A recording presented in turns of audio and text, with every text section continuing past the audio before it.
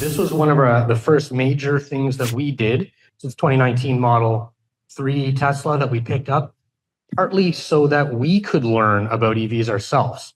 From an internal standpoint, that's one of our pooled vehicles. We encourage employees to drive it, borrow it. We go between the offices, take it home for the weekend, get used to what owning an EV is like. So that's been very helpful for our internal training. And we also loan that car out about half the time in the summer especially, but even still to Next Ride, who you'll hear from later. That car is insured for public test drives. So they borrow it, they take it all around the country or all around the province to do test drives, like thousands of test drives to Nova Scotians. Like every week, they're in 2, 3, 4 places every week. So it's been great for multiple reasons having that. We also, a little bit later, picked up 2 Ford F-150 Lightnings. They're usually parked right here, but they are actually, they're full service vehicles. They're out. I couldn't even keep one here for today for this event because they're in use every day. These are real work vehicles. They charge back there. We got a couple of Ford Pro chargers, and we learned a lot of things. We learned what they're good for, what they're great for, the kind of things, what kind of range, what's the difference in the winter, all kinds of stuff like that. So having them in your own business helps you learn all those kind of things. You learn about it so that you can stay ahead of your customers.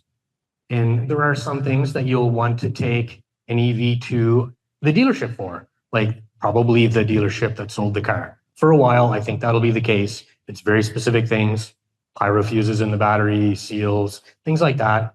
Though one of the things I think we'll see coming in the future, hopefully soon, are more non-dealership garages that are capable of doing these kind of service things on any EV. We do have one down the road, Garage EV, that can do a lot. And hopefully we can sort of spread that knowledge around. That way people in rural areas, there's a lot of rural areas in Atlantic Canada. So that's one area that we focus on. And a lot of people in rural areas depend on their local shop. So we need to help make those local shops realize what they can do and that they can actually do a lot. And the first question was about consumer trends with buying EVs and what we see in the Atlantic area. I'll also mention I'm on a monthly call with EV associations across the country, 1 or 2 monthly calls, and then also a global one that's every month or 2.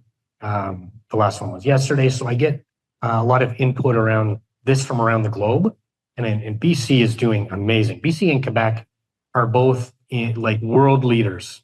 Norway is already at more than 9 out of 10 new car sales are electric. They just surpassed half of the light duty vehicles on the road are electric. So they are way ahead. And the grid didn't collapse. And they're a northern climate. It's like Norway's leading the pack and dispelling a lot of the myths that people are otherwise spreading. In Canada, BC and Quebec are in the 25% range of new cars. So 1 in 4, which is great to see. In Atlantic Canada, we're in the 1 in 2025. So we're not there yet. We're in a lower part of the curve.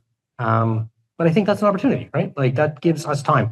We realized years back, we got to catch up. We want to stay in front. We would rather than be there and us start learning and adapting to get to where we need to be before our customers do, right?